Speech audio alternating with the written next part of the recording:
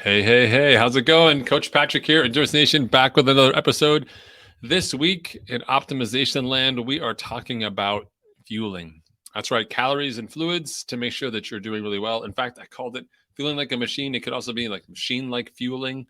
I want you to think about the process of fueling your body as the precursor to setting up your opportunities for success. I'm wearing my brand new shirt here. I don't know if you can see it here. I'll move the microphone. Right there you go. Calories equal velocity. A great quote from the quote from an interview on Ritual with the coach of the Norwegian train, those amazing athletes. And his name's Olaf, and he talks a little bit about inputs and fuel and why the athletes are actually a little bit bigger than in endurance sports than your average sort of single sport athlete, because they need to be able to take in calories, process to that, and turn it into energy. I'm really good at taking in calories. In case you haven't noticed, now I'm like 185. Race day I'm like 180, and kind of being able to eat, and almost eat anything is my secret weapon as an athlete. But that didn't just happen. It's because I have a process. So today I want to talk to you a little bit about the process that we use inside the team as a precursor. There's people who are new in the second installment of our winter training program. There's some of you who are transitioning and pivoting towards an early season race, be it in Texas or elsewhere, and trying to figure out how we can be successful at these longer distances. And a huge part of that isn't just fitness. Most athletes show up and say, how can I be stronger, right? I want to run faster. I want to ride faster. I want to climb higher. I want to do it better than my competition or better than I was last time if your competition is yourself. Well, a huge part of that comes down to nutrition. People don't think about what am I eating when I'm doing that, right? It's like your kid saying, hey, I want to score, a great score on this test. I'm just going to stay up all night and study. Well, sure, studying allows you to have a better test, but there's a point of diminishing returns. What are the inputs going into that? How are you resting? How are you recovering from the studying? How are you preparing for the test? And we do that with a system here inside Endurance Nation. So I want to break that down a little bit for you as well. Okay. All right. So first and foremost, the first step you have to take with your nutrition program as an endurance athlete is to do a sweat test. But you just have to see how your body functions under load, specifically with regards to hydration. A sweat test measures hydration, and basically by taking the pre and post of your weight during a race pace interval allows us to say, oh, if I'm losing this much fluid in an hour based off of what I'm taking in, so you actually like consume fluids, measure how much you took in for the hour, weigh yourself before, weigh yourself after, go for an hour, stay on a bike, race pace, take what you consume in terms of the fluids, and then we do the delta and we say, okay, hey, say you lost half a pound, 8 ounces in that hour, but you also consumed 16 ounces of fluid. So you really lost 24 ounces of fluid in that hour. So you would ideally be in a place of having, for example, a bottle and a half of fluid on the bike per hour. Some sports like running don't allow you to do a 1-for-1 in fluid exchange, but you're getting a good sense of what your burn rate is in terms of fluids. And that's the baseline for all of our nutrition. It's easy to think about getting into a place where nutrition is all about calories. Like, ooh, I'm this tall, I'm running this fast, I burn this many calories per hour. I just want to replace this many calories with that many calories. We do want to replace calories. We need calories, especially once our events go longer than several hours, say longer than the 2.5 hour mark, where calories become critical because we just don't have enough stored glycogen in our system. So part of the training process, like a machine for fueling, is saying I need to get my body accustomed to processing incoming calories and turning it into energy as I'm on the go. And we have to build that over time. It becomes a skill essentially that your body learns over time, and you have to retrain it every year, especially if you step away from the nutrition during workouts pace in the winter. Some people like to do intermittent fasting, and which is great for you possibly, but may interrupt or disrupt your normal flow of how you fuel workouts. So do budget time to get back into it. But we start with fluids because we need the fluids first.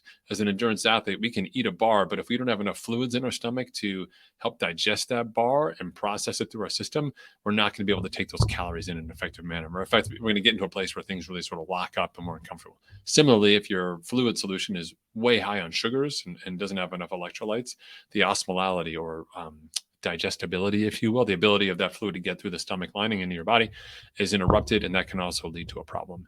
And so really we want to think about that sweat test, how much fluid you're using, and then work on getting your fluid pacing, if you will, into a place where you can actually take those calories in consistently over time, right? And the fluid test gives you that right away, sweat test.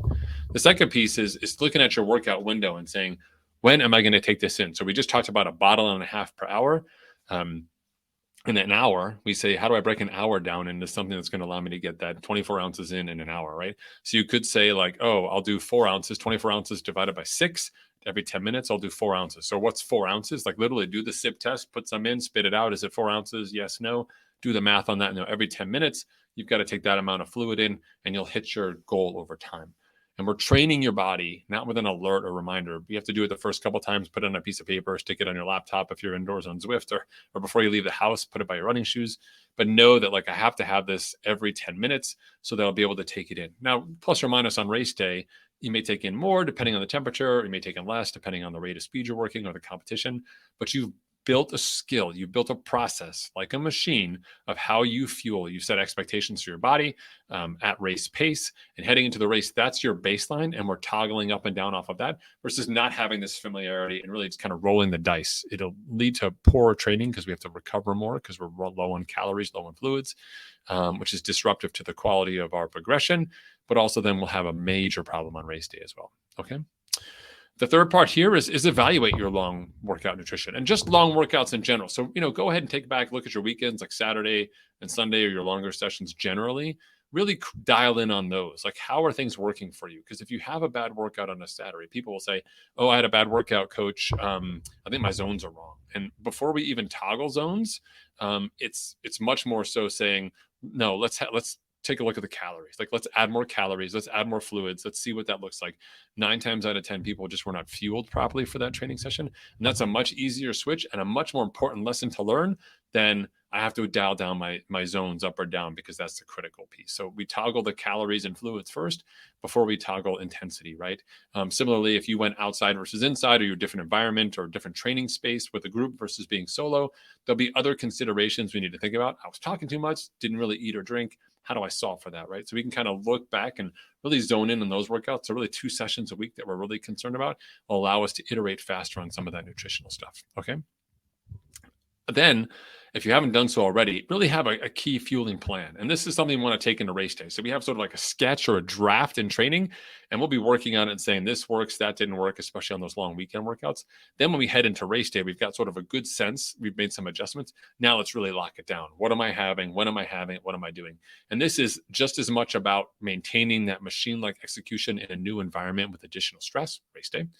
But it's also about setting some markers for yourself in terms of what you're going to do. So for me, when I'm racing an Ironman, I know that when I hit like that last turnaround, I've got 5 miles, 4 miles, 6 miles, whatever that turnaround is, that's kind of my mental go time from there to the end. What am I doing nutritionally at that point in time? What's my sort of my last meal? What am I taking in here? Fluids, calorie-wise, it's going to help me get to the end. I want to have that mapped out ahead of time. So I'm just adapting it on race day, and I'm not trying to come up with something new, because that's really to my own personal detriment and rolling the dice there. Sometimes you need to, but if it's based off of my experience of the process I've been going through nutritionally with my plan, thinking from that machine-like aspect, the better off, the higher quality level of decision I'll be making, the better off my outcomes will likely be, right? And then the last piece here, which is my super geeky tip, which is automate your shopping.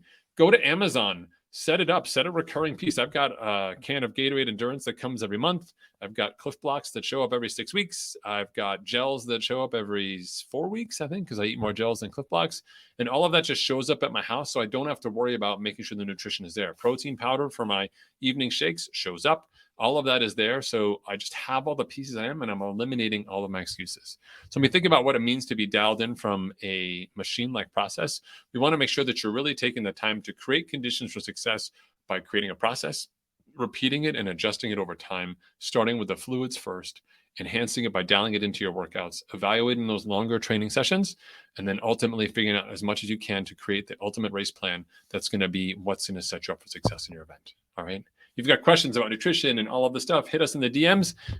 Ask us inside the team. We're here to help you out. You can find us online at endurancenation.us. Otherwise, have a fantastic week, everyone. I'll talk to you soon.